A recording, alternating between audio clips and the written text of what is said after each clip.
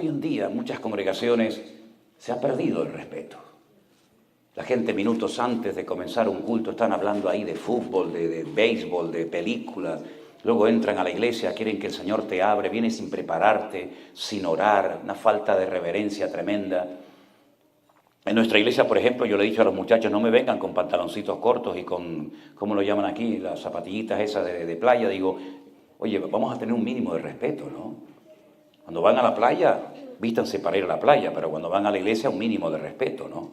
E incluso les decimos a la gente que ve nuestros cultos en la casa, porque no tenemos una iglesia presencial en todas partes, les decimos, oye, cuando sea el día del culto, oiga, hágalo con temor y temblor, hágalo con reverencia, hágalo con respeto. Porque el Señor se merece lo mejor de nuestra parte, ¿sí o no, hermanos? Y tenemos que enseñarle eso a nuestros hijos, ¿verdad? A cederle el puesto a la persona mayor. ¿Saben que a las personas con canas hay que saludarlas poniéndose de pie? ¿Sabían eso?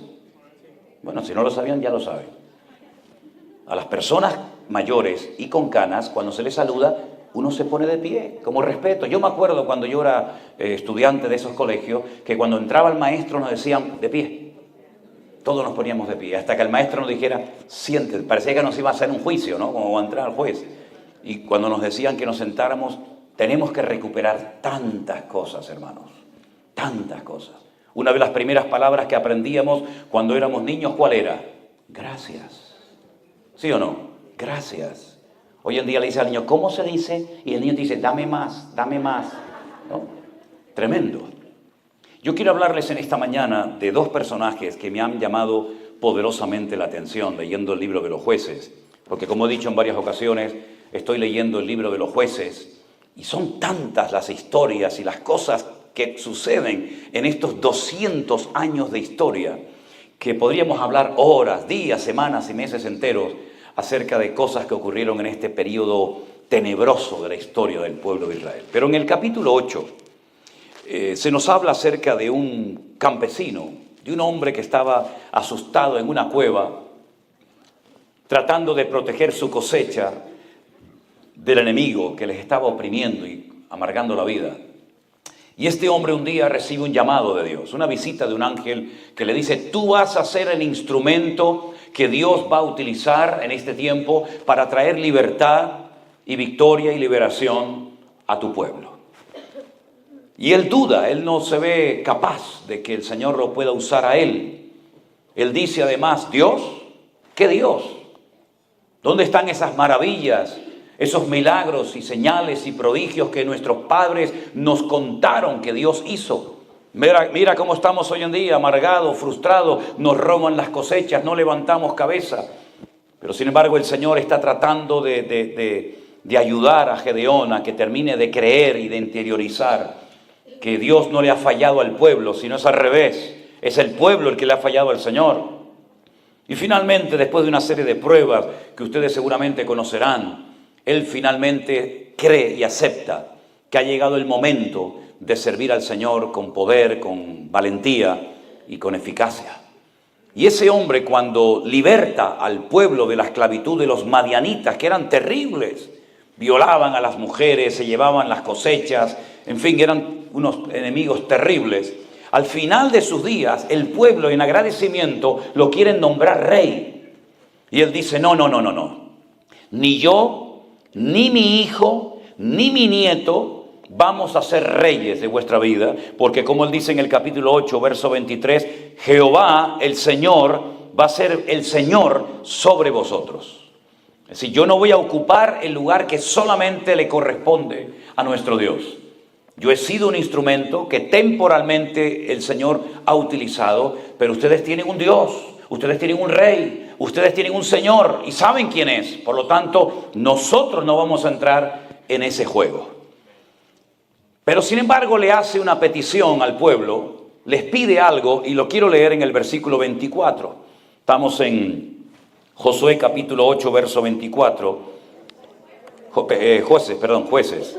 Era para ver si estaban despiertos. Y les dice Gedeón, quiero haceros una petición. Quiero que cada uno me dé de los zarcillos de su botín, dice entre paréntesis, pues traían zarcillos de oro porque eran ismaelitas, ¿verdad? Y ellos le respondieron, de buena gana te lo daremos. Y tendiendo un manto, echó allí cada uno los zarcillos de su botín. Y fue el peso de los zarcillos de oro que él pidió, 1,700 siclos de oro. Cada ciclo eran aproximadamente unos 14 o 15 gramos de oro. Saque la cuenta.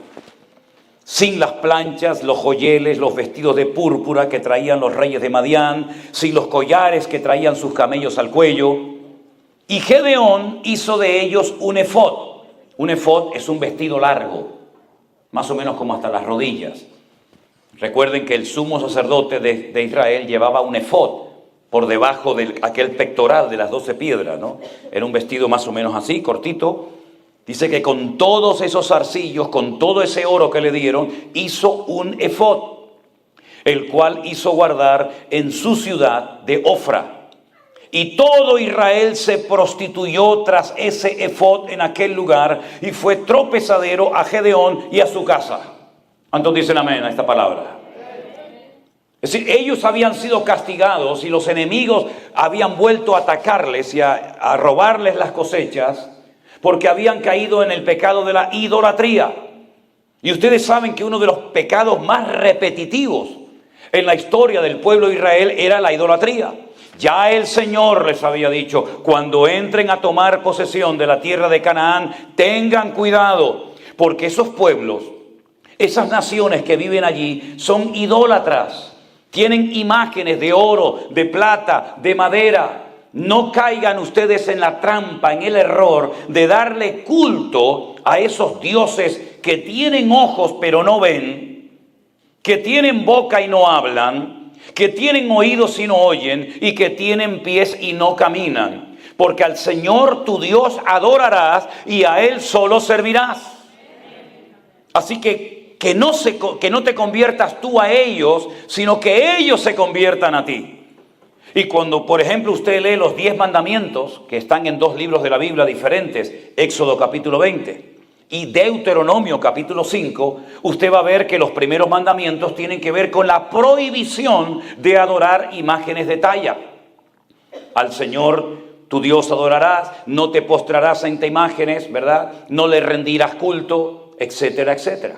Sin embargo, vemos que ellos no prestaron atención a estos mandamientos que el Señor les había dado, sino que al poco tiempo, viendo toda la idolatría de los filisteos, amorreos, cananeos, madianitas, moabitas, etcétera, etcétera, ellos adoptaron esos dioses como si fueran de ellos, cuando ellos sabían perfectamente que el Dios que los había sacado de Egipto y los había bendecido y cuidado durante su peregrinación de 40 años en el desierto, no era un Dios que se podía darle forma humana o animal, como en una ocasión hicieron, ¿se acuerdan? Cuando dice la Biblia que Moisés se ausentó un tiempo del pueblo, fue a la montaña, al monte Sinaí a orar. Y mientras estaba allí orando en plena comunión con el Señor durante más de 40 días, en ayuno y oración, la Biblia dice que no se les ocurre otra cosa más que hacer un becerro de oro. Y todos comenzaron a adorarlo y a danzar desnudos, ¿verdad? Como una fiesta pagana en medio del desierto. Es decir, el pueblo de Israel, los hijos de Dios, tenemos totalmente prohibido el darle culto a objetos inanimados.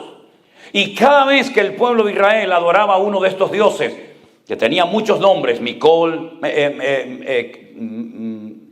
Quemos, Milcón, Astaroc, Baal-Zebú, Baal-Berid y tantos, ¿verdad? Cada vez que caían en el error de caer en la idolatría, automáticamente venían serias consecuencias. O no llovía, o el enemigo venía y atacaba las poblaciones y se llevaba a las mujeres y a los niños secuestrados, o trabajaban y veían que no había fruto de su trabajo, o venían enfermedades físicas, mentales al pueblo, y un montón de consecuencias terribles.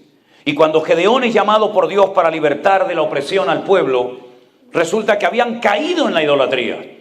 Pero cuando Gedeón logra vencer al enemigo, dice que durante 40 años, volvió la paz al pueblo. Pero esta idea de Gedeón de decir, bueno, yo no quiero que me nombren rey, no quiero que me hagan el amo y el señor de vuestras vidas, pero quiero que me recompensen, quiero que me lo agradezcan si quieren hacerlo, dándome los zarcillos de oro que le hemos quitado a los enemigos. Ellos dijeron, sí, perfecto, Tú nos has ayudado, nosotros te vamos a ayudar y a bendecir también a ti. Dice que pusieron una especie de mantos, de manteles en el suelo, y la gente iba y daba esos anillos de oro. Con ese tesoro, él hizo un efod, un vestido. Y al final, tanto él como el pueblo terminaron adorando y dándole culto a un vestido de oro. No aprendieron nada. No hay nada peor que tener poca memoria para recordar los pecados que cometimos, para no volver a cometerlos, ahora ya no por ignorancia, sino a sabiendas y con toda intencionalidad. Hermanos queridos, cuando hemos hecho algo malo en la vida y nos arrepentimos y reconocemos que no agradamos a Dios con aquella actuación, con aquella costumbre, con aquella tradición, etcétera, es para que nunca más volvamos a cometer el mismo error y pecado. Cuando el Señor Jesucristo perdonó a aquella mujer que, según los judíos, había sido sorprendida en el mismo acto de adulterio, cuando Él la perdona, Él le dice: vete y no peques más. No vuelvas otra vez a lo mismo, porque yo te he limpiado, yo te he perdonado y te estoy dando otra oportunidad. Pero no vuelvas otra vez a enredarte, como dice la Biblia, el perro que vuelva al vómito, sino mantente firme en victoria, porque ya has aprendido la lección. Cuando el Señor perdonó a Pedro de haberle negado 3 veces, pues no era para que lo volviera a hacer. Cuando Judas dudó de la resurrección del Maestro y lo perdonó y le demostró que verdaderamente estaba vivo, no es para que volviera al poco tiempo a volver a dudar del Señor. Es decir, si el Señor te ha perdonado algo y has sido libertado de lo que tú quieras, llámese droga, llámese pornografía, llámese alcohol, llámese lo que sea, no vuelvas otra vez atrás a enredarte, porque la Biblia dice que ninguno que milita se enreda otra vez en los negocios, en el estilo de vida del mundo. ¿Cómo pueden terminar adorando a un vestido? ¿Qué más da si el vestido es de oro, de plata, de diamantes? ¿Qué más da? Ellos sabían que por haber adorado a quien no tenían que haber adorado, los madianitas les oprimieron durante muchísimo tiempo. Y ahora que son libres, vuelven otra vez a las andadas, vuelven otra vez a cometer los mismos errores y pecados. Y la palabra de Dios dice que fue ese vestido, a mala hora lo hicieron, un tropiezo para todo el pueblo de Israel. Que Dios abra nuestros ojos y no tengamos la memoria tan corta, porque a veces me llama la atención que hay creyentes que recuerdan lo que no tenían que recordar. Y de lo que sí tienen que acordarse y recordar lo olvidan. Así que, mis queridos hermanos, me llamó mucho la atención. Este hombre recibió una fortuna en zarcillos de oro. Y en vez de con ese dinero, pues estar tranquilo el resto de sus días, lo que hace es mandar a hacer un vestido de oro que al final la gente termina adorándolo. Y yo quiero, basándome en este error terrible que cometió Gedeón, hacerles varias preguntas. ¿Qué estás haciendo con lo que Dios te ha dado? Porque me imagino que ustedes como creyentes tienen que saber ya a estas alturas que todo lo que tenemos nos lo ha dado el Señor. No vamos a ser tan arrogantes, soberbios y orgullosos de creer que ha sido mi fuerza, mi poder, mi sabiduría, mi sudor y mi trabajo el que me ha permitido llegar hasta este nivel. Tú has llegado hasta aquí porque Dios ha tenido gracia y misericordia contigo. Porque si no hubiera sido por Dios, capaz que ya estarías muerto hace muchos años, querido. ¿Qué estás haciendo con lo que Dios te ha dado? ¿Qué mentalidad tienes? ¿Con qué mentalidad te mueves? ¿Con una mentalidad de un sabio y fiel administrador de los bienes temporales que el Señor te ha dado? ¿O con una mentalidad de dueño, de propietario? Esto es mío y solamente mío. La Biblia nos enseña que no solamente todo es del Señor, sino que somos administradores. Como diría el texto original, ecónomos. ¿Qué era un ecónomo? Era un esclavo que había tenido la bendición, digamos la suerte, el privilegio, de que su amo le dio como administrador todas sus posesiones para que éste cuidara de ellas. Tal vez el ecónomo, el administrador más conocido de la Biblia, sin lugar a dudas, fue José. Era un esclavo, pero un esclavo a otro nivel. No era el esclavo de esclavos que estaba para limpiar los pies y para hacer las peores funciones o labores del hogar, sino que era un ecónomo, uno que administraba los bienes de su amo Potifar. Dice que puso todo bajo su protección, bajo su cuidado, menos el pan del que comía. ¿Qué significa eso? Menos mi mujer. Así es un eufemismo, es una forma de decir, todo está bajo tu protección, tú eres el que lo administras, recordando que no son tuyas las fincas, los terrenos, las vacas, el dinero, etcétera, sino que tú eres una persona que me administra mis cosas, ¿verdad? Eres como mi hombre de confianza, mi mano derecha, menos mi mujer, menos el pan del cual como.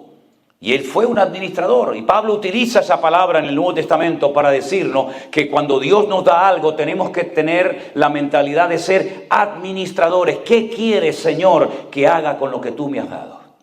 ¿Tenemos un corazón generoso o somos avaros? Ustedes saben que los seres humanos, la inmensa mayoría, nacen con el puño cerrado. Los niños nacen con las manitas cerradas. Y muchos viven con la manita cerrada y mueren con la manita cerrada. ¿Por qué? Porque creen que lo que tienen es de ellos. No son solidarios, no tienen un corazón generoso, les da igual ver la necesidad de otra persona, yo y nada más que yo. Son egocéntricos, ellos son el centro del universo. Y la Biblia nos enseña que tenemos que ser cristocéntricos. Nuestra vida gira en torno al Señor como un satélite, ¿verdad? Como el planeta Tierra que gira alrededor del Sol. Si el Señor fuera el Sol que se compara, dice yo soy el Sol de justicia, somos nosotros los que giramos en torno al Señor y le decimos al Señor, Señor, ¿qué quieres que haga?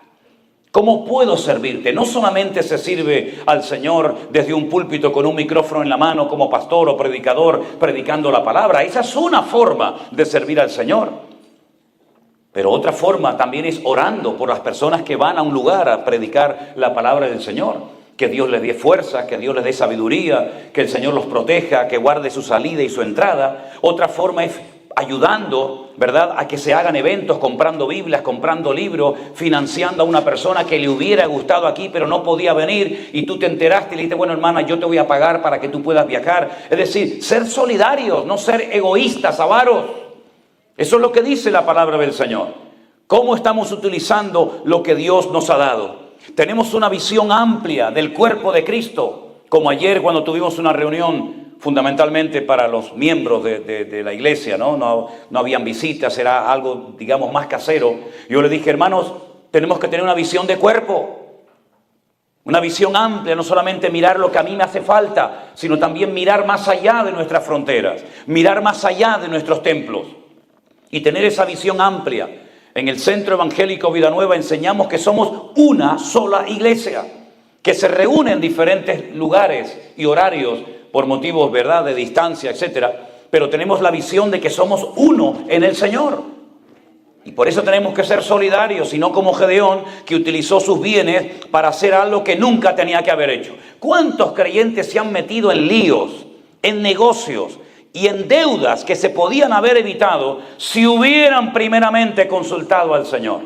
Luego incluso algunos se enfadan con el Señor. Señor, el negocio me salió mal, perdí dinero, perdí esto, perdí... Claro, hijo, pero tú estás trabajando como si fueras el dueño, con mentalidad de amo. Y le dices al Señor que te acompañe y que apoye tu agenda cuando eres tú el que le tienes que preguntar al Señor en humildad. Señor, ¿qué quieres que haga con todo lo que tú me has dado?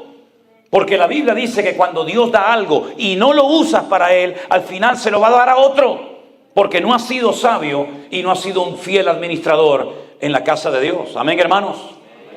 Miren, durante años yo tuve un sueño que nunca lo pude ver cumplido. Y gracias al Señor lo vamos a ver hecho realidad. Y les cuento rápidamente.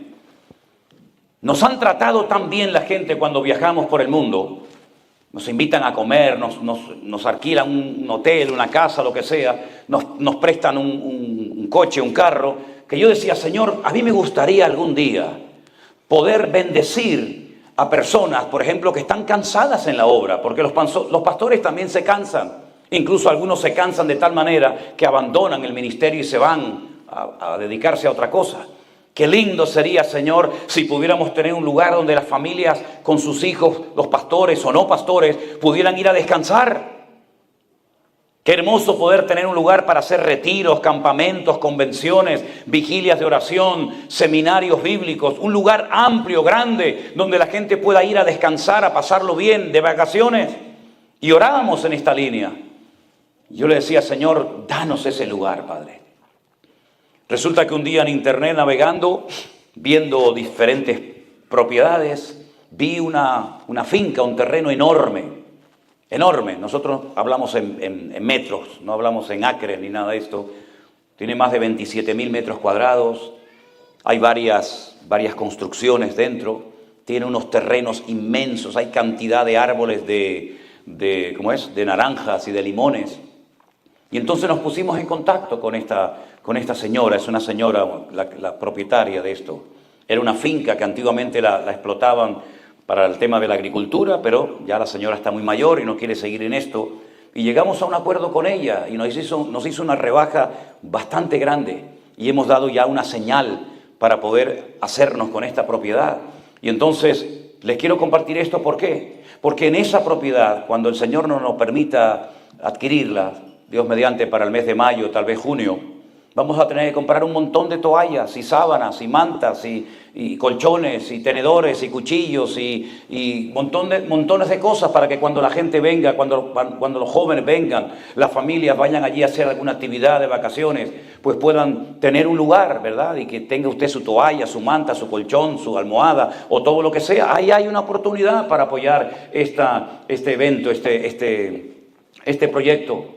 También una de las cosas que necesitaremos son personas que quieran venir a ayudar, a limpiar, a pintar, a cortar árboles, a poner todo aquello decente. Ya tenemos una pequeña lista de hombres y de mujeres que me dicen, hermanos, nosotros vamos, ayudamos a pintar, a arreglar. Es decir, cuando alguien está aburrido en las cosas del Señor, es porque a lo mejor no le han abierto los ojos y le han indicado que la obra del Señor necesita de obreros, de hombres y mujeres que sin protagonismo, sin esperar nada a cambio, están dispuestos a invertir de su tiempo, de sus recursos, de sus bienes materiales para bendecir la obra del Señor. Se preguntarán algunos, porque yo ya llevo mucho tiempo en esto y ya soy muy mayor. Y sé que a veces la gente dirá, ¿y esa propiedad va a estar a nombre de usted, Pastor Manuel Sierra? No, señor. No, porque no es mi propiedad. Esa propiedad va a estar a nombre del Centro Evangélico Vida Nueva. Porque Manolo Sierra, cuando se muera, se murió, pero la obra del Señor sigue adelante. Así que no es mía, es de la obra del Señor y de usted también, mi hermano. Esa propiedad será de los hermanos de Las Vegas. Y será de los hermanos de Alicante, y será de los hermanos de Madrid, y será de los hermanos de San Francisco. Es una propiedad que es para la obra del Señor. Y si usted el día de mañana quiere ir a verla, pues nos llama, se pone en contacto con nosotros y le diremos, pues mire, estas fechas están libres para que usted pueda venir a trabajar, a limpiar, a lo que sea. Pero esa es la mentalidad que queremos tener. Todos los recursos que Dios ponga en nuestras manos son para invertirlos sabiamente en lo que merece la pena, en la obra del Señor. Y no estoy aquí pidiendo dinero, Yo no me dedico a esto, ni creo que nunca lo haga, Dios me libre. Pero si alguien busca la oportunidad de decir, oye, ¿qué hago?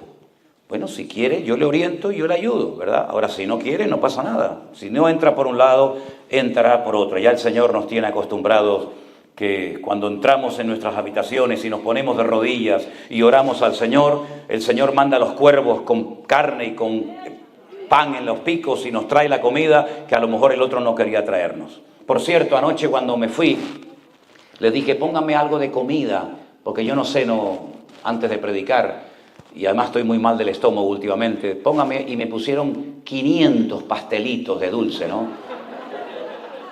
Gracias, pero está bien.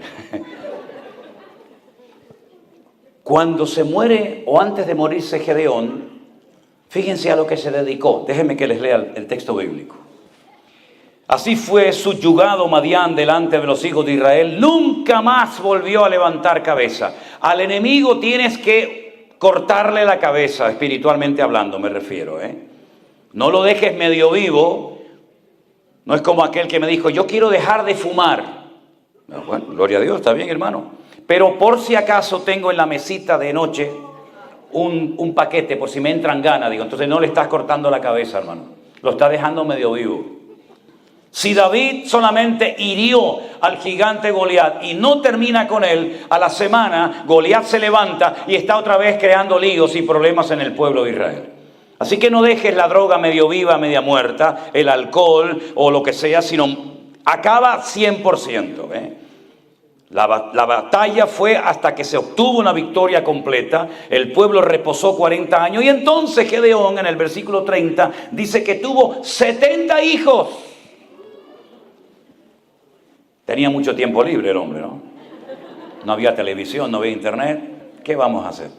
70 hijos que constituyeron su descendencia y tuvo muchas mujeres el hombre. 70 hijos, muchas mujeres. Pero además de las muchas mujeres que tenía, también tuvo una concubina. Perdonen la expresión si se ofenden. Discúlpenme, yo hablo castellano. Hablo español de España y así hablamos allá. Una querida. ¿Se entendió? ¿Se ofendió? No. Entonces sigo adelante. Tuvo una querida, que la Biblia llama concubina, pero era, usted sabe lo que era. Aparte de las que ya tenía, no estaba contento con las que tenía, quería más. Y estaba esa concubina en Siquén. Siquén hoy en día se llama Nablus. Es un sitio muy peligroso de Israel. Allí nunca se entra para nada. Siquén era la capital de Samaria. Allí está el pozo, todavía está el pozo de la Samaritana donde Jesús se sentó a hablar con ella. Allí está enterrado José, pero lamentablemente es un lugar muy peligroso que nunca vamos. Allí en Siquén vivía esta señora y quedó embarazada y le pusieron al niño que nació de Gedeón y de la concubina un nombre precioso, Abimelech. Abí significa mi padre, Melech en hebreo significa Dios, rey. Mi padre es rey. Él había dicho que no quería que lo nombraran rey, pero al niño le ponen mi papá, mi padre es rey. Este muchacho fue una persona terrible en la historia del pueblo de Israel en aquel tiempo. Tenía un nombre muy bonito, pero su personalidad era terrible. No hizo honor al nombre tan hermoso que tenía. Este muchacho llamado Abimelech, ahora vamos a ver lo que hizo, pero dice que Gedeón por fin murió, en buena vejez, fue sepultado, pero aconteció, verso 33, que cuando murió Gedeón, los hijos de Israel volvieron a prostituirse yendo tras los Baales y escogieron a Baal Berit. La palabra Baal en hebreo significa Señor, pero no el Señor del cielo. Señor del cielo sería Adonai. Las esposas llamaban a sus hijos, a sus maridos Señor, y la palabra es Baal. Si quieres decir mi Señor, tienes que decir Baalí. Así que Baal era llamado este Dios, pero era el Señor Berit. La palabra Berit significa pacto. Vamos a adorar al Señor, al Dios del pacto. ¿Cómo que vamos a adorar al Dios del pacto si nosotros tenemos un pacto hecho con nuestro Dios, el creador del cielo y de la tierra? Pero ahora ustedes le van a dar culto a una estatua, a una imagen que le han llamado, terrible, el Señor del pacto. Luego ustedes van a pactar con una imagen, ustedes van a venderse y a prostituirse, como dice el texto que hemos leído, a una imagen. Es terrible. Ustedes en vez de adorar a Dios están adorando a creaciones hechas por las manos del hombre, porque eso es la idolatría. Cuando usted adora a San Pancracio, a María, a la Guadalupe, a la Coromoto, a Judas Tadeo y a toda la familia, usted no está adorando a personas, usted está dándole culto a estatuas, a imágenes que los hombres la tienen que llevar sobre sus hombros porque no pueden caminar por sí mismas. Yo no sé aquí en Estados Unidos, pero yo vengo de un país tremendamente religioso, donde todos los años, por ejemplo en la época generalmente de Semana Santa, ahora será a finales de marzo, vas a ver por todas las ciudades y pueblos grandes y pequeños de España a gente cargando los ídolos y van debajo de unos tronos que los levantan porque pesan una barbaridad. Yo siempre me río y le digo, pero querido, la rueda ya se inventó hace siglos. Póngale unas rueditas en las 4 puntas y lo mueve así. No, tiene que ser cargado sobre los hombros. Se calcula que cada uno lleva entre 45 y 50 kilos aquí en el cuello. Y van descalzos. Y tienen que cargar esos tronos. ¿Por qué no caminan solos? San Pancracio, hoy te toca a ti, querido, salga a dar un paseíto. Virgen de Candelaria, de Guadalupe, o como rayo se llame, hoy le toca a usted, doña, salga y coja un poquito de aire, vaya a la playa, al monte, vaya allá a Yosemite, vaya por aquí, por allá, disfrute de la vida. No, no pueden porque son cargados por los seres humanos y a eso le dábamos culto. Y ante eso la gente se humillaba y lloraba y se daba con un látigo y caminaban de rodillas. Y cuando yo era pequeñito me llevaban a esas procesiones terribles, que aquello parecía más que nada un funeral, más que una fiesta. Con aquellas vírgenes con espadas clavadas en el corazón, con pelo natural, que a mí me daban un pánico, aquellas cosas terribles. Así quedé traumatizado con todo eso. Y pasaba el Señor, una estatua del Señor atado a una columna, y cuando pasaba por delante de ti le veías la espalda toda lacerada, toda llena de sangre, y decías, mamá, ¿qué pasa? Si no sé, el Señor, es el de Dios, el Señor, pobrecito. Y pasaba, y a los 2 minutos pasaba dentro de un féretro, y yo digo, pero se acaba de pasar en la columna, ahora ya está en el féretro. Pero es que había nacido en diciembre nacía, decían, y en abril lo mataban. Digo, qué rápido nació, qué rápido creció. Terrible, hermano. Esa fue nuestra vida religiosa. ¿Y quién enseñó esa basura? ¿Quién trajo eso aquí? Los españoles lo trajeron. Fueron ellos los que trajeron a América, a México, a Colombia, a Perú, a Argentina, a Ecuador, a Bolivia. Trajeron todo eso. Religiones muertas que no servían para nada allá, en el viejo continente, las trajeron para acá. Y hemos sido idólatras durante años por ignorancia, pero ahora ya no le vamos a dar nunca más culto a imágenes. Ahora adoramos al Rey de Reyes y al Señor de los Señores, que nos ha cambiado la vida, mi querido hermano. Bendito sea Dios, bendito sea Dios. Y no tenga miedo de decir, se acabó, hasta aquí llegaste, papá, en una bolsa fuera para la basura. Y si no, que se defienda. Defiéndete. Gedeón, cuando fue llamado por el Señor, fue al campo y destruyó la estatua de su padre. Y al día siguiente dijeron, hay que matar al que destruyó la imagen del papá de Gedeón. Y el papá de Gedeón dijo, bueno, si es Dios, ¿por qué no se defendió? En otras palabras, no tenga miedo de obedecer a Dios. Haga una limpieza de vez en cuando del hogar. No solamente saque la basura, también la basura espiritual, que a veces trae ataduras y trae maldiciones y trae mal ambiente a las casas. Nunca me olvidaré, yo estaba predicando al aire libre en una campaña evangelística hace años en Canarias.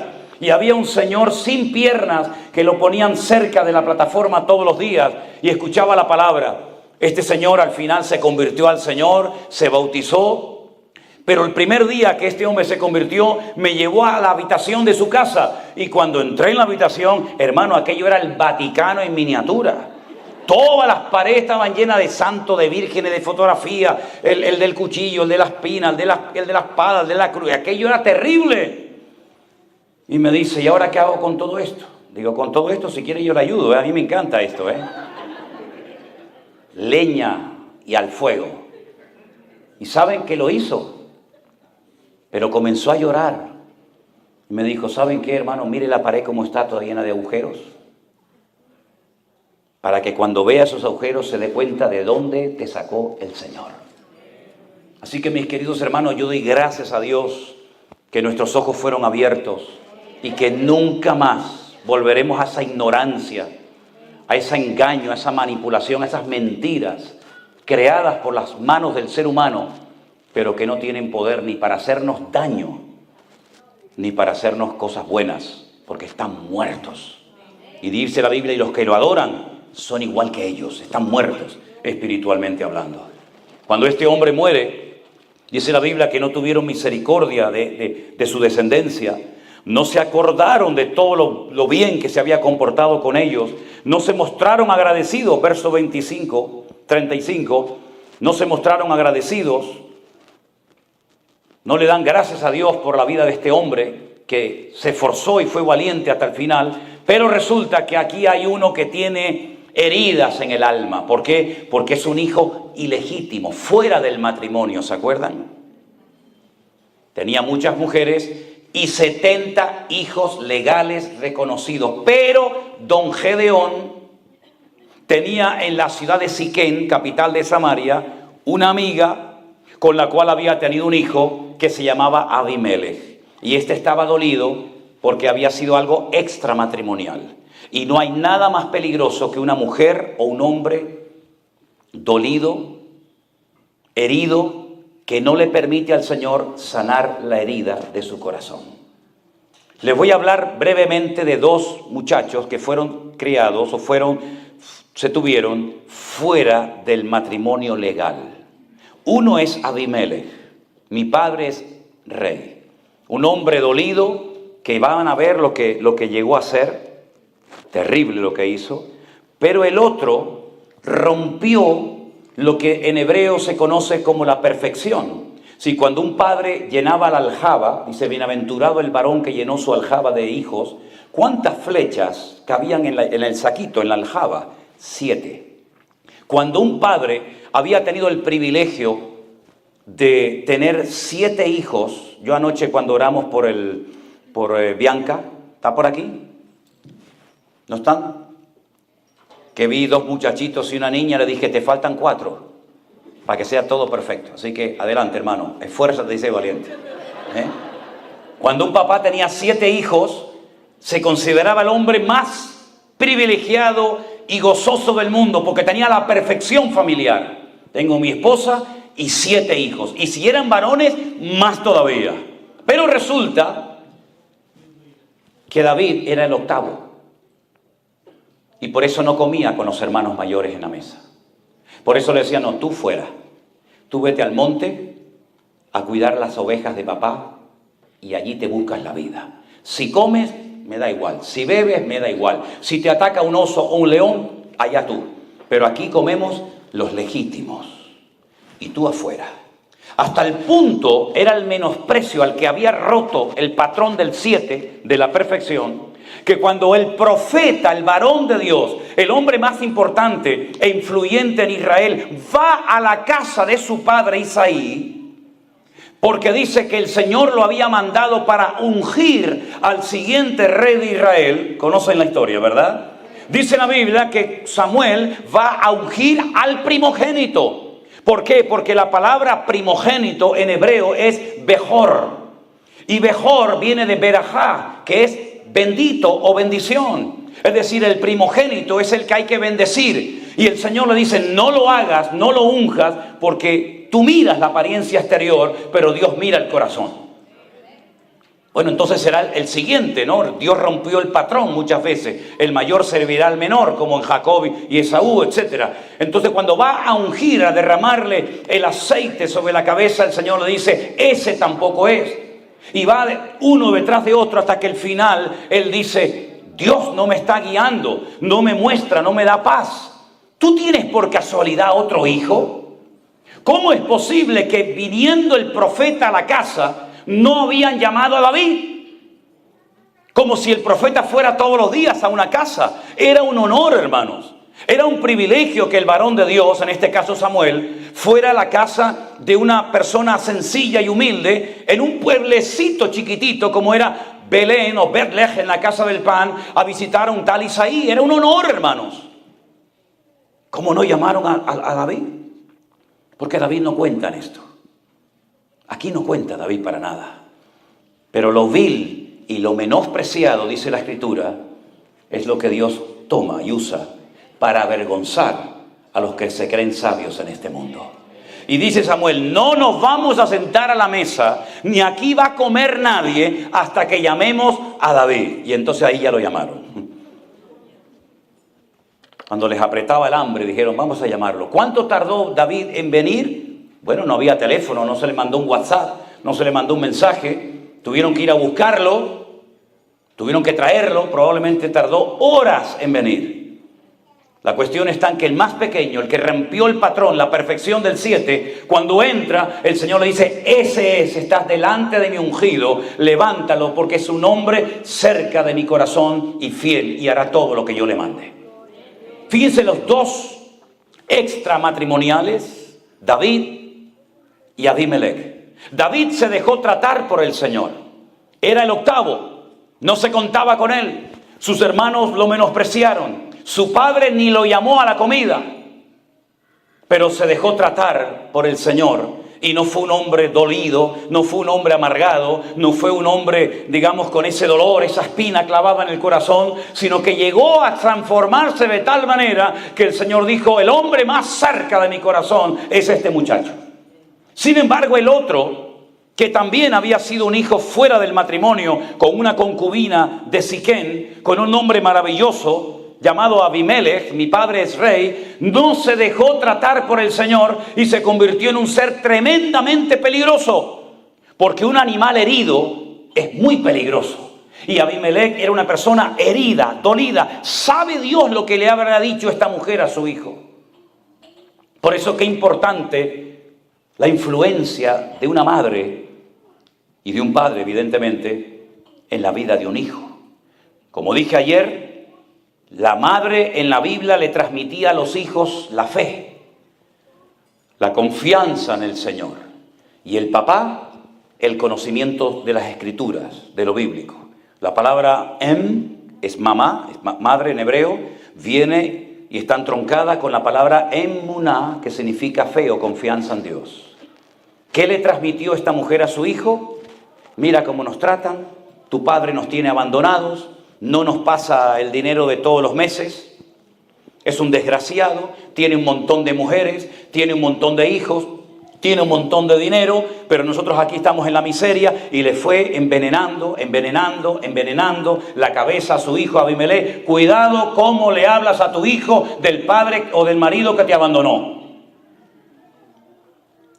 No le transmitas tu odio, no le transmitas tu venganza, no le transmitas tu herida a tu hijo, porque lo vas a torcer, y el árbol torcido se endereza de pequeño. Cuando es grande ya no se puede enderezar. Sobre toda cosa guardada, dice la Biblia, guarda tu corazón. Tus heridas son tus heridas. No tienen por qué ser las heridas de tus hijos, ni la de tus nietos, ni la de tu familia. Cuidado cómo le hablas, ¿verdad?, de lo que pasó, sea papá o sea mamá. Porque Abimelech fue una persona que creció con odio, con amargura, con resentimiento. ¿Sabes lo que hizo cuando pudo hacerlo? Te lo voy a leer. Le dieron a Abimelech dinero. Ahora te voy a decir quién se lo dio y con qué gente se rodeó. Pero dice que vino a la casa de su padre en Ofra. Jueces 9:5. Mató a sus hermanos, todos los hijos de Jeroboam o de Gedeón. 70 varones sobre una misma piedra. Solo quedó Jotán, el hijo menor, que se escondió. Mató a sus 69 hermanos en un día. No se le conmovieron las entrañas. Era un hombre sin misericordia. Era un animal herido. Era una persona que dijo en algún momento: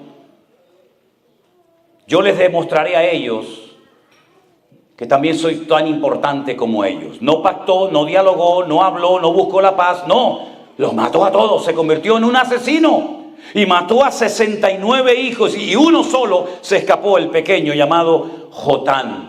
Y entonces a continuación ya ha eliminado supuestamente a sus enemigos. Entonces se juntaron todos los de Siquén y los de la casa de Milo y lo eligieron rey, cuando él sabía que no podía ser rey en Israel. Pero él quería ser rey, él quería protagonismo, él quería ser el número uno, y a todos los que consideraba enemigos los eliminó. ¡Qué espíritu tan peligroso, hermanos! Cuando hay gente que ve enemigos por todas partes. Cuando ve esa gente que le da rienda suelta a su imaginación. Y ¿saben una de las peores cosas que hay en la vida de un hombre o de una mujer? Que te convierte en un esclavo y en una persona amargada. ¿Lo quieren saber? ¿Lo quieren saber o no? Los celos. Una mujer celosa es un infierno. Un hombre celoso y posesivo es un infierno vivir con esa persona. Porque se imagina cosas, piensa cosas, incluso dice que ve hasta cosas que no existen, pero que para él o para ella son reales. Así era Abimelech, un celoso, un envidioso, un amargado, y en cuanto tiene la capacidad de hacerlo, mata a todos sus hermanos y se deja proclamar rey. Eso es lo que él en el fondo quería, protagonismo.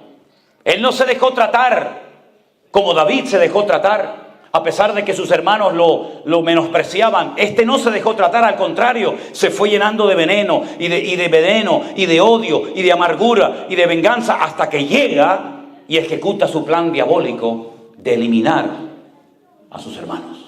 No tuvo compasión ni misericordia de nadie. Al final, podríamos hablar horas de este personaje siniestro. Al final, lo que empieza mal, termina mal. Al final muere un día cuando alguien le tira una piedra desde un edificio, una muralla, le parten el cráneo, luego, en fin, todos conocemos el resto de la historia. Pero déjeme para concluir, ¿de quién se rodeó este hombre? Si a sus hermanos no los quería y los mató, ¿quién apoyó a este muchacho? ¿Quién ayudó a este Abimelech, este personaje siniestro? ¿Quién lo ayudó? Miren lo que dice el verso 4. ¿Tienen su Biblia? Sí. Los que la tengan lo pueden leer conmigo, si quieren en alta voz, por favor.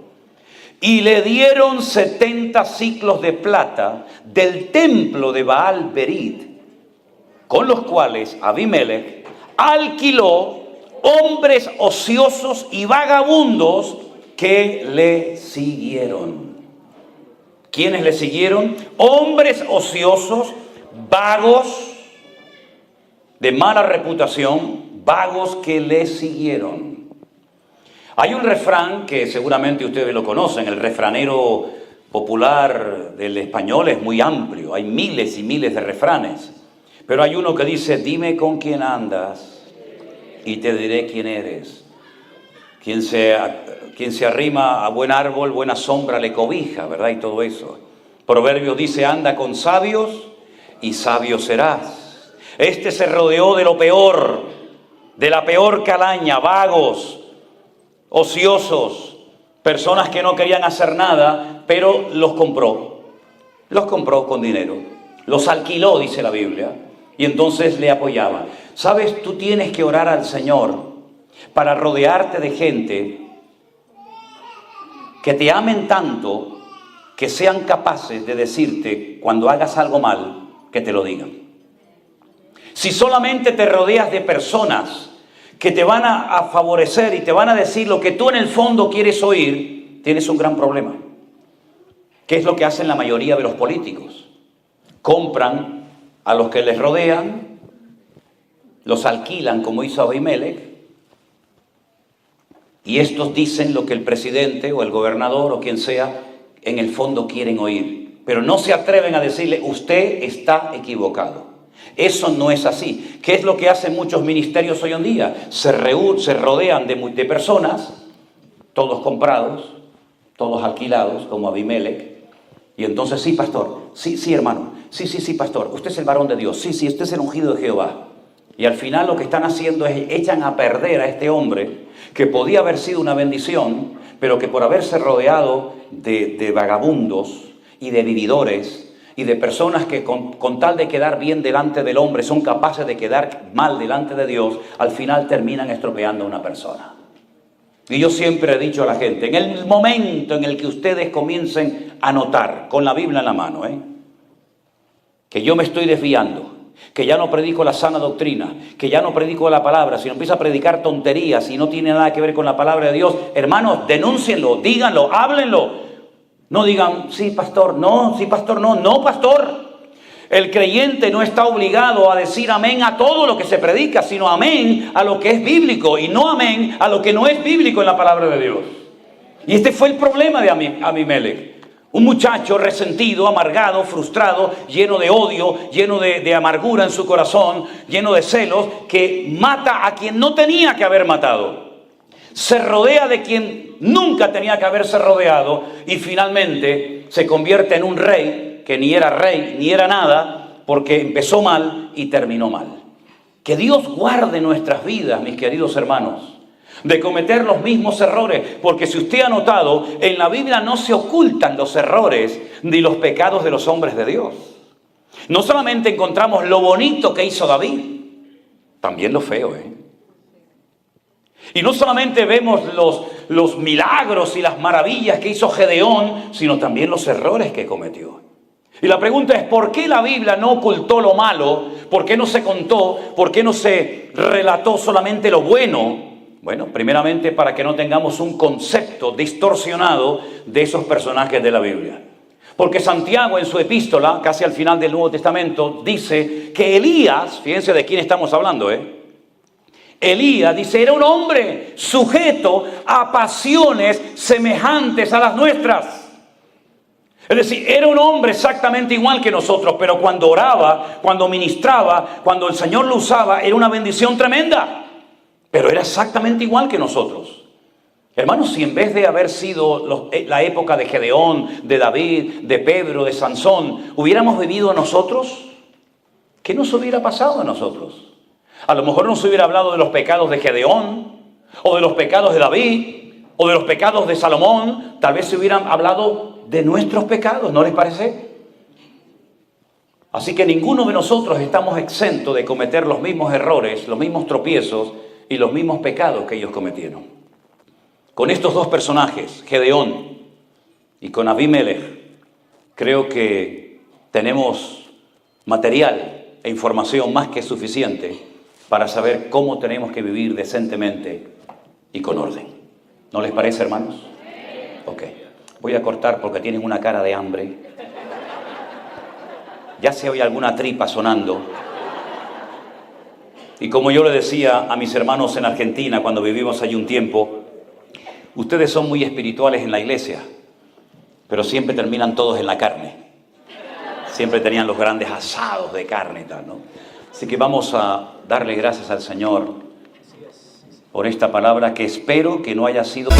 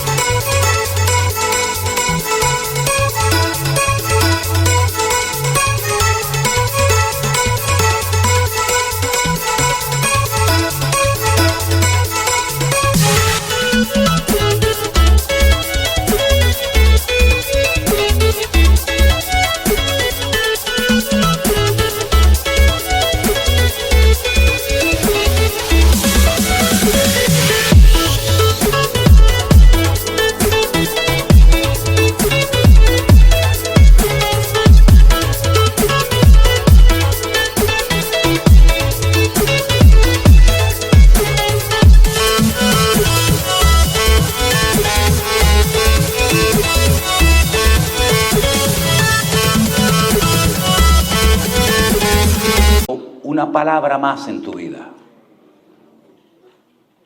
sino que sea una palabra que te ha abierto los ojos y el corazón para que usted sepa en todo momento que lo mismo que le pasó a Abimelech o a Gedeón o a cualquier otro personaje de la Biblia, también nos puede pasar a nosotros si nos desviamos del Señor y bajamos la guardia y nos creemos intocables.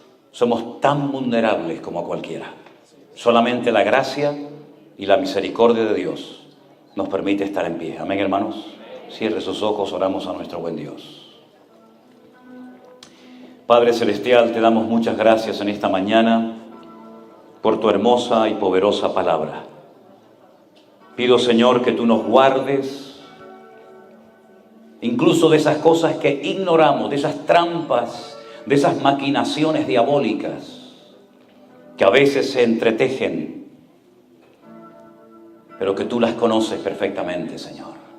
Yo te ruego, Señor, en el nombre poderoso de nuestro Señor Jesucristo, que tú guardes nuestros corazones, nuestras vidas, nuestras familias, para que nunca nos suceda aquellas cosas terribles que le ocurrieron a estos varones de Dios, por haberse confiado demasiado en sí mismos, por haber bajado la guardia, por haberse creído que ya llegaron a un nivel en el que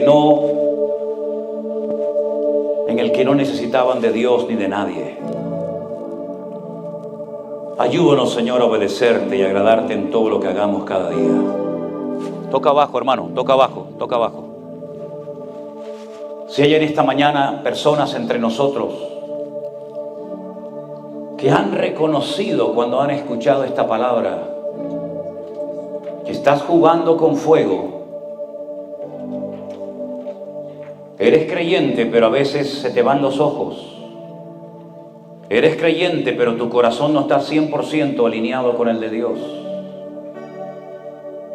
Dios te está llamando en esta mañana a acercarte a su presencia. Joven.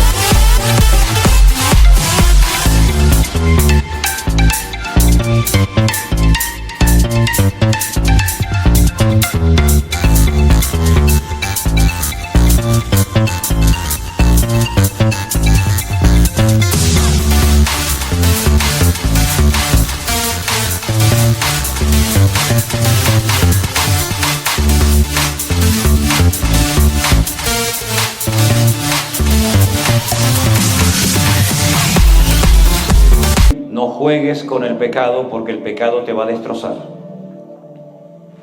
Hermanos queridos, lo que usted no domina, lo que usted no controla, le termina controlando y dominando a usted. No diga esa frase, no, cuando yo quiero lo dejo. No crean eso, hermano. No es con fuerza de voluntad, no es con buenas intenciones, es la santidad de Dios lo que nos mantiene en pie. Y en el momento en el que nuestra vida ya no es santa, tú eres exactamente igual de vulnerable que lo fue Sansón, David y otros personajes de la Biblia. Así que tómense bien en serio su comunión, su relación con el Señor. No dejes que nada ni nadie se interponga en tu relación con el Señor. Porque sería una tragedia y una lástima muy grande haberte visto servir al Señor, haber adorado al Señor y al final terminar tus días sin la gloria, sin la presencia, sin la bendición de Dios. Abimelech tuvo sus días de gloria, creía que ya lo había alcanzado todo y sus días terminaron muy, pero que muy mal, hermanos, porque no tenía en su vida el favor y el respaldo de Dios. Busca siempre que lo que hagas y lo que digas cuente con el aval, con el favor de Dios. Porque de lo contrario, lo que sirves, en lo que quieres servir, como dice la Escritura, será heno, madera y hojarasca, que el fuego de la prueba vendrá y lo destruirá todo completamente. Tenemos que edificar nuestras vidas sobre la roca que es Cristo Jesús. Porque nadie puede poner otro fundamento que el que está puesto, el cual es Jesucristo. Que tus obras, tus alabanzas, tu ministerio, tus canciones, tu vida sea piedras preciosas para Dios. Sea fuego, sean cosas que permanecen a pesar del fuego de la prueba y puedas mantenerte en pie en el nombre del Señor. Estamos viviendo tiempos difíciles, tiempos peligrosos. Y vamos a ser sacudidos en muchas maneras. No quiten su mirada del Señor. Confía en Él y Él hará. Gracias, Padre, por tu misericordia. Gracias, Señor, por tu paciencia. Bendice a todos y a cada uno de mis hermanos en esta mañana. Y si usted en esta mañana está al lado de su hijo, de su hija, su esposa, su marido, algún familiar, oren juntos en este momento al Señor. No hay prisa, si no comemos no pasa nada. La comida es secundario. Tome la mano, póngale la mano por encima a su hijo, a su esposa, a su marido y oren juntos al Señor para que no caigan, para que no tropiecen, sino puedan mantenerse firmes, juntos, unidos al Cristo y a su palabra, y que nada ni nadie perturbe la paz del hogar. Saque de su vida, saque de su corazón, expulse de su casa todo aquello que es una mala influencia. Abraham tuvo que echar a Agar y a su hijo Ismael para que viniera la paz del hogar. Si Dios le está poniendo en su corazón que hoy tiene que salir algo de su casa, algo que no es bíblico, algo que no agrada a los ojos de Dios, algo que desagrada el corazón del Señor, sáquelo en el nombre de Jesús. Sea valiente, sea atrevido, y el Señor le recompensará y le bendecirá ampliamente. Pero repito, no deje que nada ni nadie perturbe la paz de su hogar, porque si no hay paz en el hogar, su casa se convertirá en un infierno. Nada más lejos de lo que Dios quiere para nosotros. Guarda las familias aquí representadas, Padre mío. Guarda a nuestros hijos, nuestros nietos, los maridos, las esposas. Oh Señor, esos hijos descarriados, que vuelvan a tu redil, que vuelvan a tu palabra, que vuelvan a tu corazón. Y ayúdanos, Señor, a mantenernos firmes en santidad, como luz del mundo, como sal de la tierra, Señor Jesús. Gracias te damos por este día donde tú nos estás hablando y tratando, Señor. En el nombre de tu amado Hijo Jesús. Amén y amén. Gloria a Dios. Fuerte ese aplauso al Señor y a su palabra. A Él la gloria. Amén.